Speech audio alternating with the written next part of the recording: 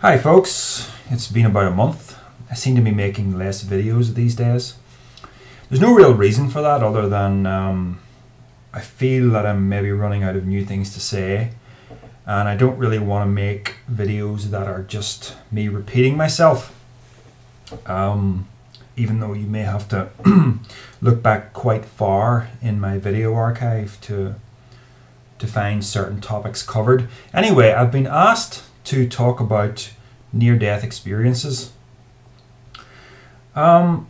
This comes under the general heading, I suppose you would refer to it as just subjective experience. And I think I'll talk about out-of-body experiences in the same context, because essentially, although they may be a different phenomenon, I think they operate in the same way. We'll get to that. I've never had a near-death or an out-of-body experience. The problem with such experiences are that you can't verify them. This is why something like psychokinesis, for instance, if you can make an effect happen, it happens in the world, it happens outside of the confines of your brain, outside of the imaginary picture of the world that you create in your brain. It can be measured, it can be recorded. So an experience like that is very valuable. But how would you verify a near-death experience? An out-of-body experience stands more chance of being verified, because you could potentially see something during such an experience that you couldn't possibly know, and then you could report on it when you're back in your body. And if the report was true, that would be verification that something unusual genuinely did happen, something that was not purely imagined. However, I don't think we have such evidence for out-of-body experiences, so that is a strong indicator that perhaps the phenomenon is nothing more than imaginary. Nick Dutch, who I'm subscribed to, he's quite into this sort of thing. But just like me, he would say when you have a strange experience, there's not a lot you can really say about that except I had a strange experience. It's very hard to pin down exactly what that experience implies about reality. The one thing that I have experimented with, and I did this years ago when I was dabbling in psychokinesis, I wanted to try and see the human aura. Whether there is a human aura, I don't know, but I wanted to try and see it. And I had a really successful attempt at this. Basically, the sort of technique that I used, and it's not something I got out of a book, it's just something I sort of developed, was at night, sitting up in bed with the lights out and my eyes closed so that all sensory data is blocked out, I would move my arm around like this and make gestures and shapes and attempt to see some kind of impression of my limb and my hands and fingers, but to see it with something other than the eyes, because it's not the optic nerve. Let's face it, it's not the optic nerve that detects the aura, because we know how the optic nerve works, okay? So I wasn't even trying to move my eyes about beneath the eyelids to focus on anything. I was just trying to make movements with my hand and arm and to somehow detect this in a new way with my brain. Now, in the beginning, I seemed to get some kind of dark impression of my arm being there. But after a few attempts at this, as I was kind of trying to go into a kind of a trance-like state of just deep relaxation,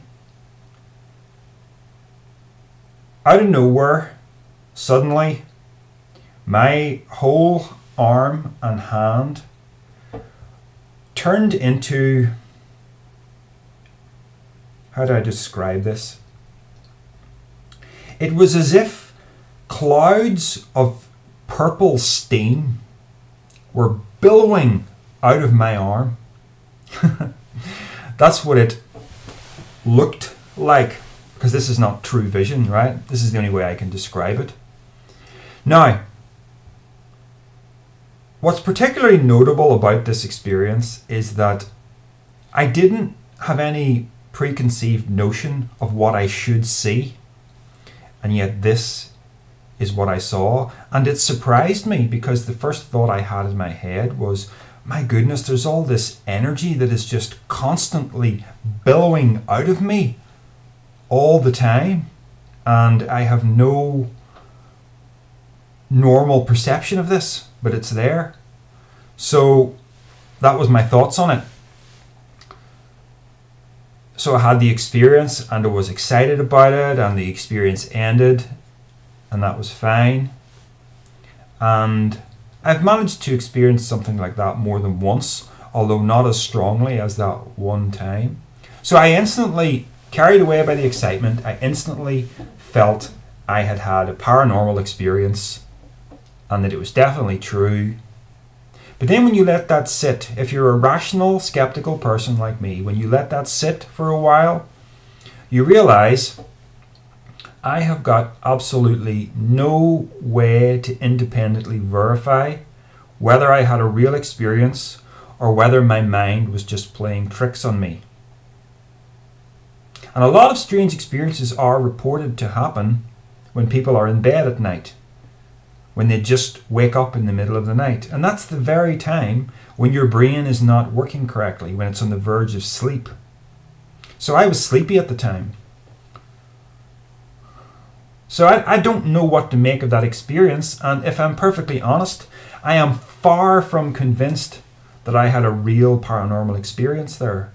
And that is the way you have to look at these things.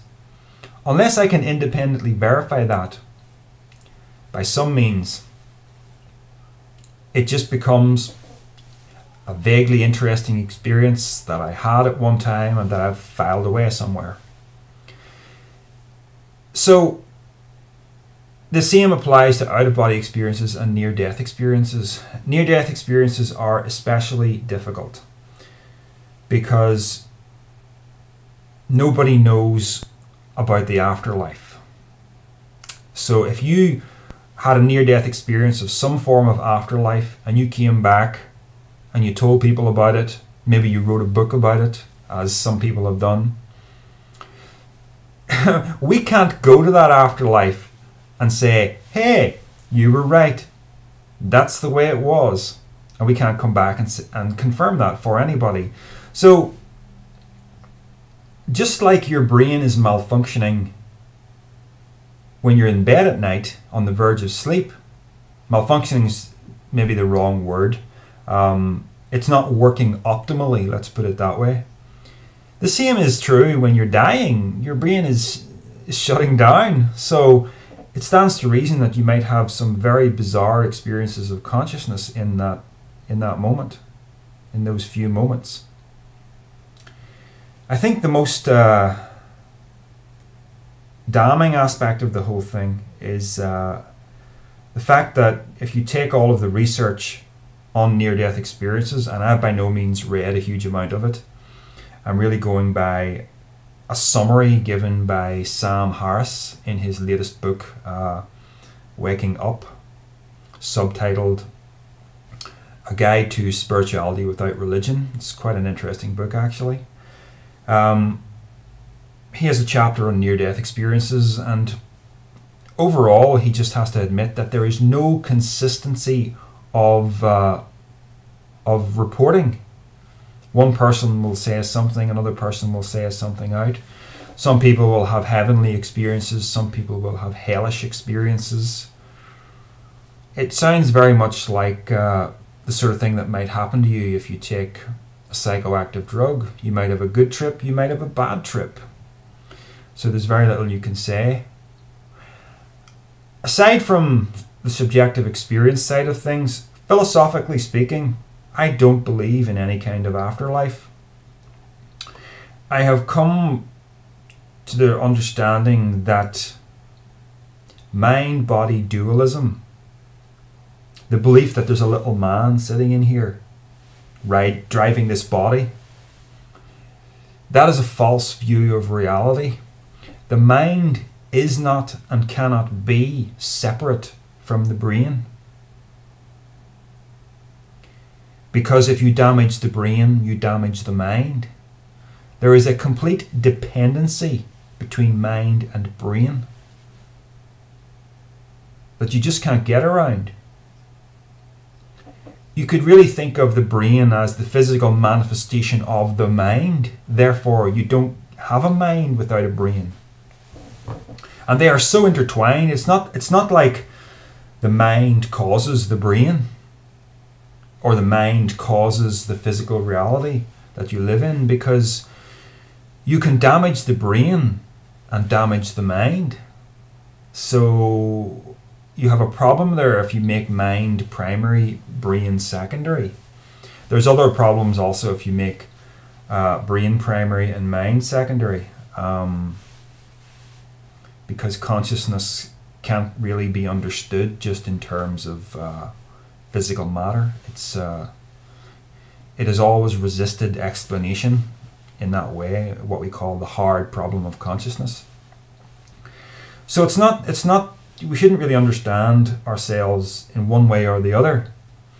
It's just that the brain and the mind are literally synonymous and can't be separated.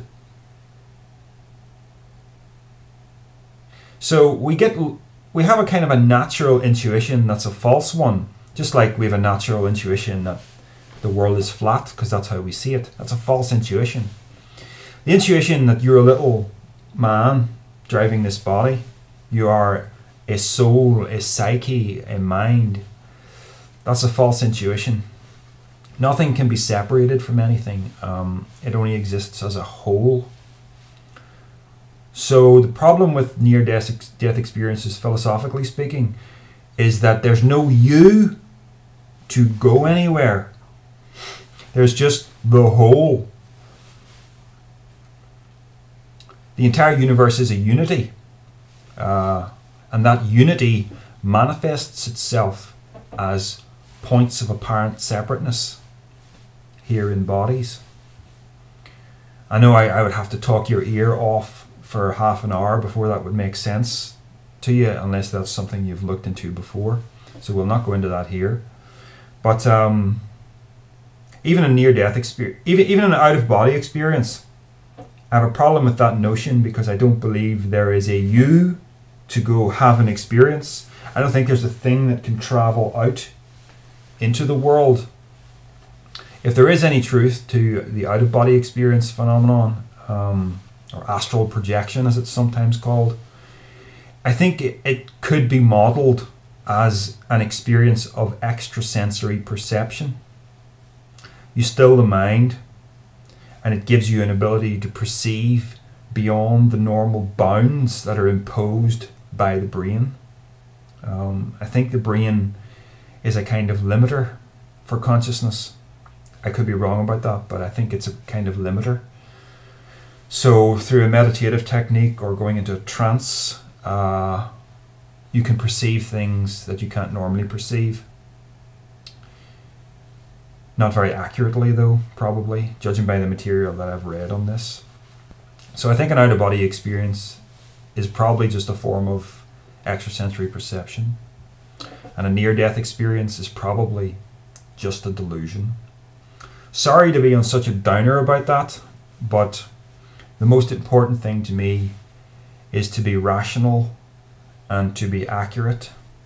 As always, I'm open to having my mind changed. It's quite possible that I could have a car accident, be at death's door, have a near-death experience, and it could suddenly, it could be so profound that I just can't deny it.